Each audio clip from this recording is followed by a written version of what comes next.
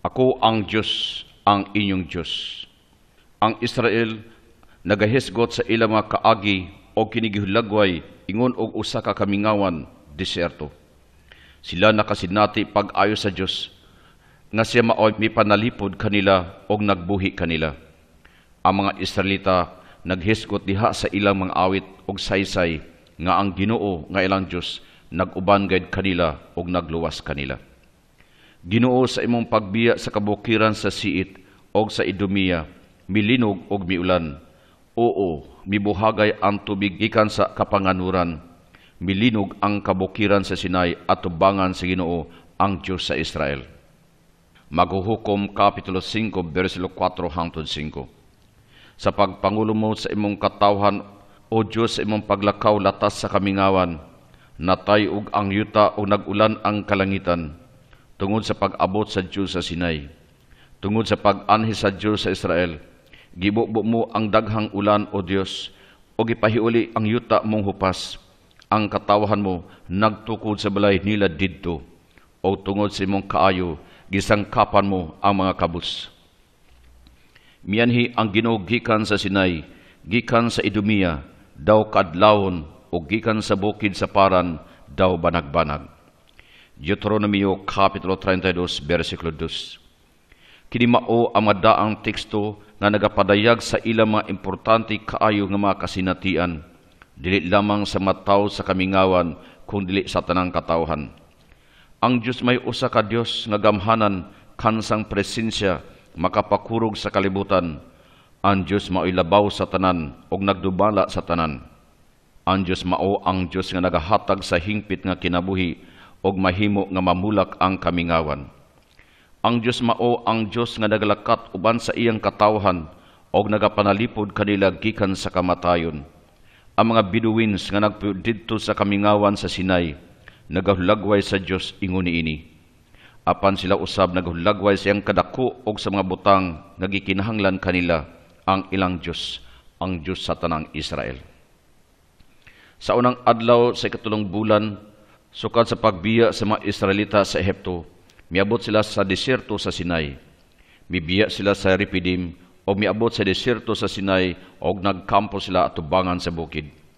Sa pagkabuntag sa ikatulong adlaw, nagdalugdog o nagkilat didto sa bukid. May bagang panganod sa bukid ug nadungog ang makusog-lanog sa trumpita. Nangurog sa kalisang ang tanang mga tao didto sa kampo. Gidala ni Moses ang mga tao gawas sa kampo aron pagsugat sa Diyos, og nagbarog sila sa tilan sa bukid.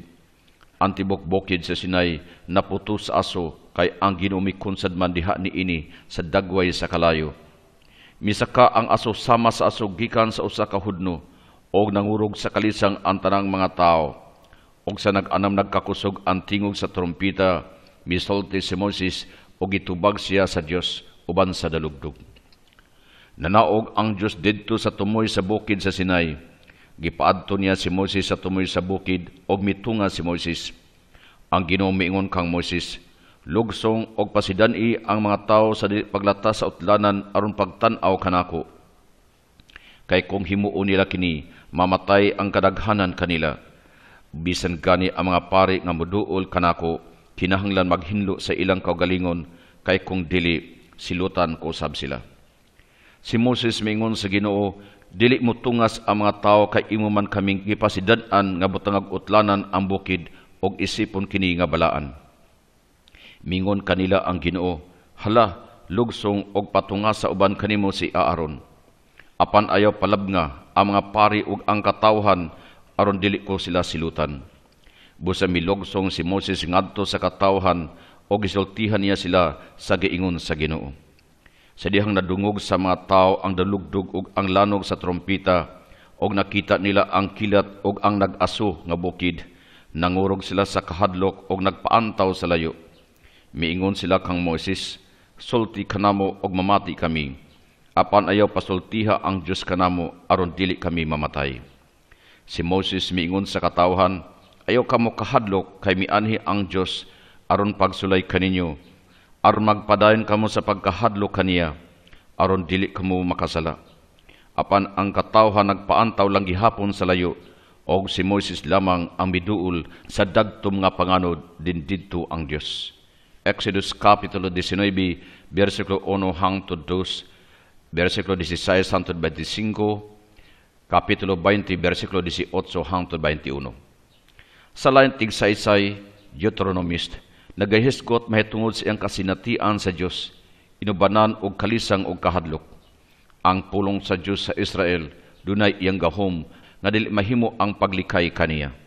Gipatawag ni Moises ang tibok Israel o giingnan niya, pamati o katawhan sa Israel sa mga balaod nga ihatag ko kaninyo niining adlawa. Tun-i og tumana kini. Sa pagkabati ninyo sa tingog gikan sa taliwala sa kangitngit, samtang ang buki nagdilaab sa kalayo, miduol kanako ang tanang pangulo sa inyong mga banay ug ang inyong kadagkuan, kay walay tao nga makadungog sa tingog sa buhing Dios nga nagsulti gikan sa kalayo, ingon sa atong nadungog og wala mamatay. Deuteronomio Kapitulo 5, versikulo 1, versikulo 23 hangtod 26. Ang Dios nga misulti kang Israel, may usa ka Dios nga wala maili. Siya mao ang Dios nga milingkawas kanila gikan sa Ehipto. Siya anaa kanunay uban sa iyang katawhan.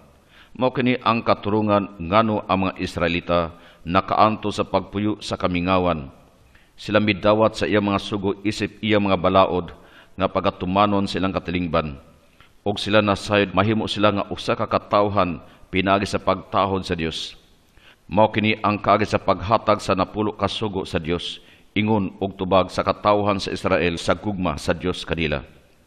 Ang unang bahin sa napulo ka sugo mo'y mga sugo sa Dios. Kung ang Dios miluwas sa iyang katawhan, busa walay lain Dios alang sa katawhan sa Israel. Apan nining unang bahin, ang balaod sa Dios gilambigid sa balaod sa tao. Ang sugo mahitungod sa adlaw nga igpapahulay.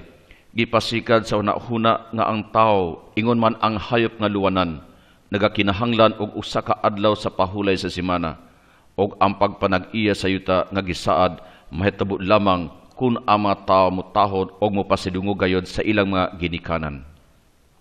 Ang ikaduhang bahin sa mga sugo nagahisgot sa kinabuhing tawhanon.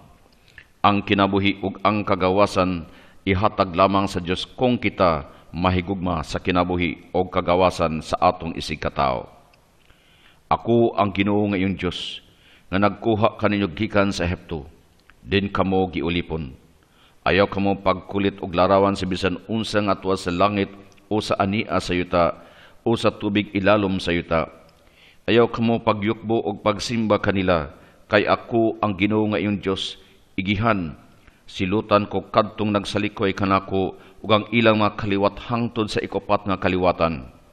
Apan higugmaon ko ang linibo sa mga kaliwat ni adtong nahigugma kanako og nagtuman sa akong mga sugo.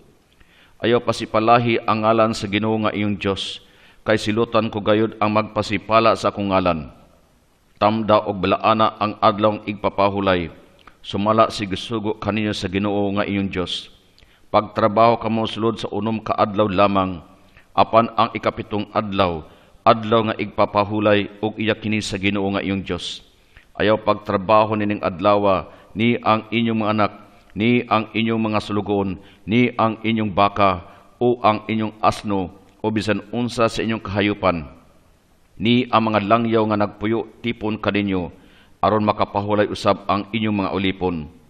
Hinudumin ninyo nga mga ulipon usab kamo didto sa Ehipto, o gipagawas kamo sa Ginoo nga inyong Dios, pinagi siyang dakong gahom, busa gisugo kamo sa Ginoo nga inyong Dios sa pagtamod sa adlawng igpapahulay. Tahura ang inyong amahan ug ang inyong inahan, sumala sa gisugo kaninyo sa Ginoo nga inyong Dios, aron mabuhi kamog dugay og magmauswagon didto sa yuta nga ihatag kaninyo sa Ginoo nga inyong Dios. Ayaw pagpatay, ayaw panapaw, ayaw pangawat, ayaw pagsaksig bakak batok sa inyong silingan, ayaw kaibog sa asawa sa inyong isigkatao, ni sa ilang balay, ni sa ilang uma, ni sa ilang ulipon, ni sa ilang kahayupan o sa bisan unsa nga ilaha. Deuteronomio Kapitulo 5, versikulo 6 hangtod 21. Ang mga balaod sa Dios ug ang iyang pulong mao ang paglaom, kalipay, panalangin ug saad sa tao. Ang salmista mipadayag niini Pinaagi sa mga mosunod nga mga bersikulo. Bulahan katong putli og kinabuhi og nagmatinumanon sa balaod sa Ginoo. Bulahan sila nga nagtuman sa iyang mga sugo og sa kinasingkasing nagsugot kaniya. Bulahan sila nagbuhat og daotan kun dili naglakaw sa dalan sa Ginoo. Ginoo, gihatagan mo kami sa imong mga balaod ug gisugo pagtuman niini ang matinud-anon. Magmatinumanon unta ako Ginoo sa imong mga sugo. Dili ako kaulawan kung tumanon ko ang tanan mong mga sugo. Daygon ko ikaw sa putli nga kasing-kasing, kay nasayran ko ang matarong mong mga hukom. Tumanon ko ang mga sugo mo, busa ayaw isalikway. Salmo, Kapitulo 119, versikulo 1 hangtod 8.